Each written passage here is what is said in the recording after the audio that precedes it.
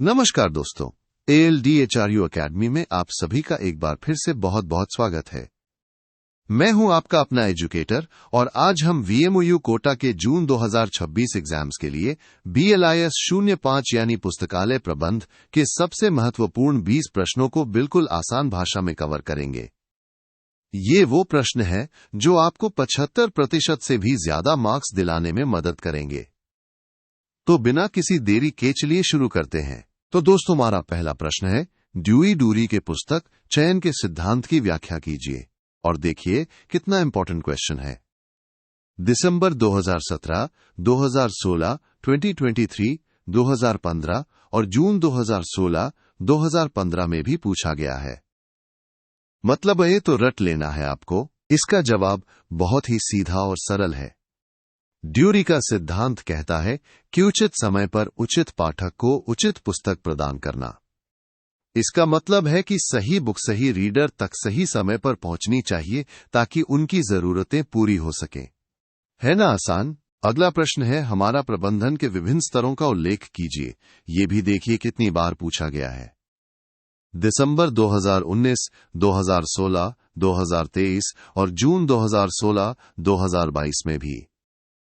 तो इसे भी अच्छे से समझ लेते हैं। प्रबंधन के मुख्य रूप से 3 स्तर होते हैं दोस्तों। पहला है उच्च स्तर, जहां बड़े बड़े फैसले लिए जाते हैं। दूसरा है मध्य स्तर, जो उच्च स्तर के फैसलों को लागू करवाता है।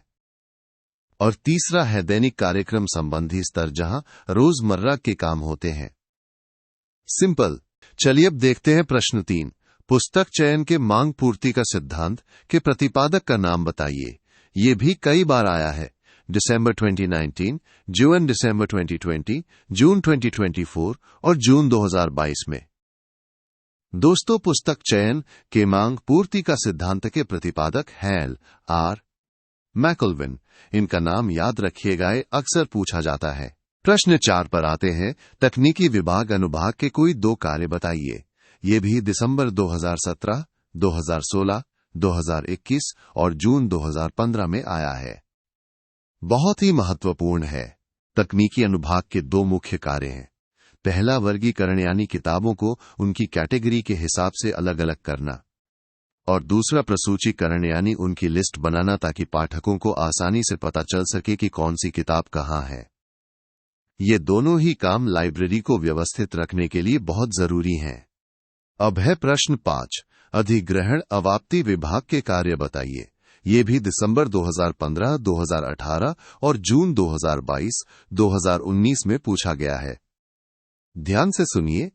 अधिग्रहण विभाग, जिसे हम अवाप्ति विभाग भी कहते हैं, इसके मुख्य कार्य है पुस्तक चयन यानी कौन सी किताबें खरीदनी है तय करना, फिर क्रयादेश भेजना यानी ऑर्डर प्लेस करना, अर्जन यानी किताबें प्राप्त करना, और परिग्रहण यानी एक्सेशनिंग करना, मतलब लाइब्रेरी में आने वाली हर किताब का रिकॉर्ड रखना। ये सारे काम इसी विभाग के होते हैं। दोस्तों, अगर आप भी चाहते हैं कि आपके 75% से ज्यादा मार्क्स पक्के हों, तो अल्द्रू एकेडमी की पूरी सब्जेक्ट गाइड PDF को अभी डाउनलोड कर लीजिए। इसमें आपको ऐसे ही और भी बहुत सारे महत्वपूर्ण प्रश्न और उनके जवाब मिलेंगे। डाउनलोड करने का डायरेक्ट लिंक नीचे डिस्क्रिप्शन बॉक्स में दिया गया है। देर मत कीजिए, अपनी तैयारी को सुपरचार्ज कीजिए। चलिए अब देखते हैं प्रश्न 6। शून्य आधारित बजटिंग, जीरो बेस्ड बजटिंग से आप क्या समझते हैं? ये भी दिसंबर 2021, जून 2024, जून 2016 और जून 2018 में आया है। बहुत ही खास प्रश्न है। शून्य आधारित बजटिंग का मतलब है कि जब हम बजट बनाते हैं तो पिछले साल के खर्चों को नहीं देखते, बल्कि हर बार नए सिरे से शुरुआत करते हैं।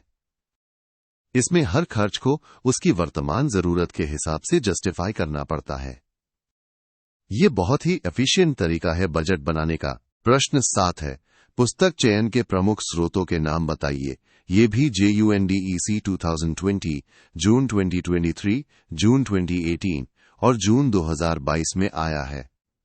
बहुत ही कॉमन और इम्पॉर्टेंट क्वेश्चन है। पुस्तक चयन के कई प्रमुख स्रोत होते हैं, जैसे प्रकाशक सूचियां, जहां पब्लिशर्स अपनी नई किताबों की लिस्ट देते हैं, पुस्तक विक्रेता सूचियां यानी बुक सेलर्स की लिस्ट, राष्ट्रीय ग्रंथ सूचियां और पुस्तक समीक्षाएं, जहां किताबों के बारे में रिव्यूज मिलते हैं, इन सभी से हमें अच्छी किताबें चुनने में मदद मिलती है। प्रश्न 8, पुस्तक जिल्दबंदी करवाने के 2 कारण बताइए। ये भी दिसंबर 2021, जून 2015 और जून 2022 में पूछा गया है।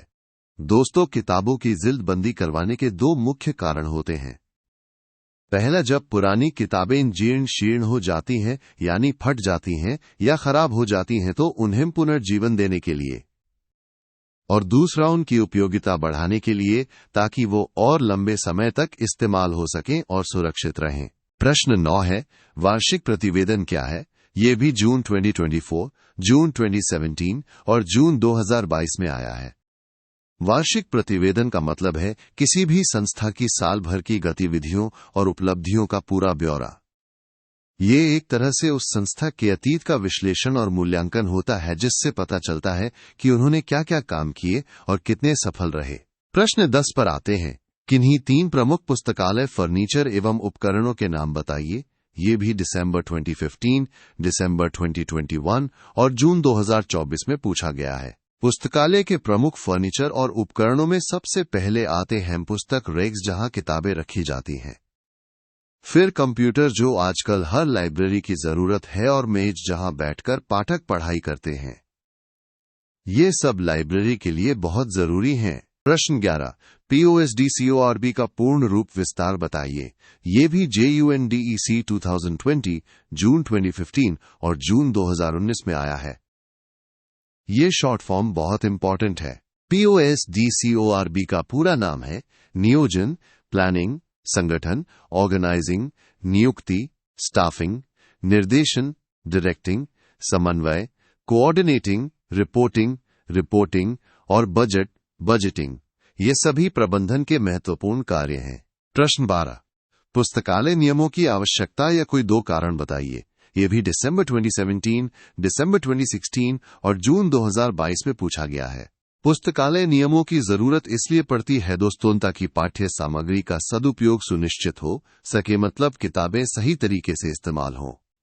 और दूसरा, उपयोगकर्ताओं को उनके अधिकारों और कर्तव्यों से परिचित कराया जा सके, ताकि सबको पता हो कि लाइब्रेरी में कैसे व्यवहार करना है और क्या नियम है। प्रश्न 13, भौतिक सत्यापन की कोई 2 विधियां पद्धतियां बताइए। ये भी दिसंबर 2021, जून 2017 और जून 2019 में आया है। भौतिक सत्यापन की 2 मुख्य विधियां हैं। पहला, पुस्तकों की संख्या गिनकर, यानी लाइब्रेरी में जितनी किताबें हैं उन्हें फिजिकली काउंट करना। और दूसरा, परिग्रहण रजिस्टर द्वारा सत्यापन, मतलब जो रिकॉर्ड रजिस्टर में है उससे किताबों को मैच करना। इससे पता चलता है कि कोई किताब गुम तो नहीं हुई।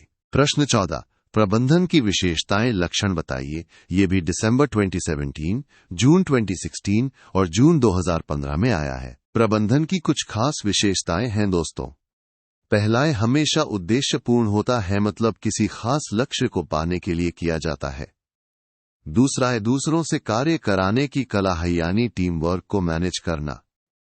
और तीसरा है एक सतत प्रक्रिया है जो लगातार चलती रहती है। प्रश्न 15, पुस्तकालय समिति के प्रकार बताइए। ये भी दिसंबर 2017, दिसंबर 2016 और जून 2019 में पूछा गया है। पुस्तकालय समिति के कई प्रकार होते हैं, जैसे स्वसत्तात्मक, कार्यकारित, दर्थ, एडहॉक, प्रतिवेदनीय, अनुशंसात्मक और नाम निर्देशित समितियां। ये सभी समितियां लाइब्रेरी के अलग अलग कामों को देखने और बेहतर बनाने में मदद करती हैं।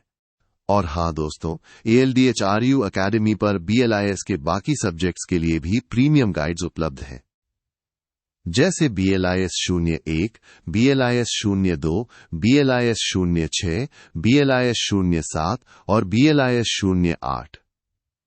इन सभी की डाउनलोड लिंक्स भी आपको नीचे डिस्क्रिप्शन बॉक्स में मिल जाएंगी। अपनी पूरी तैयारी के लिए इन्हें भी जरूर देखें। प्रश्न 16 है, वैज्ञानिक प्रबंधन के कोई 2 गुण, लक्षण, विशेषताएं बताइए। ये भी दिसंबर 2015, दिसंबर 2021 और जून 2019 में आया है। वैज्ञानिक प्रबंधन की 2 खास बातें हैं। पहला, इसमें वैज्ञानिक विधि और विश्लेषण का उपयोग किया जाता है, मतलब हर काम को साइंटिफिक तरीके से एनालाइज किया जाता है। और दूसरा, मानवीय अध्ययनों को महत्व दिया जाता है, यानी कर्मचारियों की जरूरतों और क्षमताओं का भी ध्यान रखा जाता है। प्रश्न 17, अधिकतम पाठकों के लिए न्यूनतम मूल्य पर सर्वोत्तम पुस्तक प्रदान करना। ये पुस्तक चयन का सिद्धांत किसने प्रतिपादित किया? ये भी दिसंबर 2020, जून 2018 और जून 2019 में आया है। बहुत ही फेमस स्टेटमेंट है ये। दोस्तों, यह महत्वपूर्ण सिद्धांत मेलविल ड्यूई ने प्रतिपादित किया था। उनका मानना था कि ज्यादा से ज्यादा पाठकों को कम से कम कीमत पर सबसे अच्छी किताबें मिलनी चाहिए। कितना बढ़िया विचार है ना। प्रश्न 18, कार्य मूल्यांकन से आपका क्या आशय है? ये भी दिसंबर 2018 और जून 2024 में आया है। कार्य मूल्यांकन का सीधा सा मतलब है हर काम की अहमियत को दूसरे कामों की तुलना में तय करना। इससे पता चलता है कि कौन सा काम कितना मुश्किल है, कितनी जिम्मेदारी वाला है और उसकी वैल्यू क्या है। ये बहुत जरूरी है सही सैलरी और पद तय करने के लिए। प्रश्न 19, अनुरक्षण विभाग के कोई 2 कार्य बताइए। ये भी दिसंबर 2018 और जून 2024 में पूछा गया है। अनुरक्षण विभाग के 2 मुख्य कार्य हैं। पहला, पुस्तक व्यवस्थापन यानी किताबों को सही जगह पर रखना और उन्हें व्यवस्थित बनाए रखना, और दूसरा, पुस्तकों की सुरक्षा ताकि किताबें खराब न हो और लंबे समय तक चलें। ये विभाग लाइब्रेरी की जान है। और अब है हमारा आखिरी प्रश्न, प्रश्न 20, पुस्तकालय विज्ञान के द्वितीय तथा चतुर्थ सूत्र को लिखिए। ये भी JUNDEC 2020 और जून 2024 में आया है। बहुत ही बेसिक और फंडामेंटल क्वेश्चन है ये। पुस्तकालय विज्ञान का द्वितीय सूत्र है, प्रत्येक पाठक को उसकी पुस्तक मिले, मतलब हर किसी को अपनी पसंद की किताब मिलनी चाहिए। और चतुर्थ सूत्र है, पाठक का समय बचाओ, यानी लाइब्रेरी ऐसी होनी चाहिए कि पाठक को अपनी किताब ढूंढने में ज्यादा समय ना लगे। ये दोनों ही सूत्र बहुत गहरे अर्थ रखते हैं। तो दोस्तों, ये थे हमारे BLIS 05 पुस्तकालय प्रबंध के टॉप 20 महत्वपूर्ण प्रश्न। मुझे पूरी उम्मीद है कि ये वीडियो आपकी परीक्षा की तैयारी में बहुत मदद करेगा। अगर आपको ये वीडियो पसंद आया हो तो इसे लाइक करना बिल्कुल मत भूलना, अपने दोस्तों के साथ शेयर करो और ऑलध्रू अकेडमी को सब्सक्राइब जरूर कर लेना। डिस्क्रिप्शन में दिए गए लिंक्स भी चेक करना मत भूलना। याद रखिए, मेहनत का फल सफलता है। आप सभी को आपकी आने वाली परीक्षाओं के लिए मेरी तरफ से ढेर सारी शुभकामनाएं। Best of luck.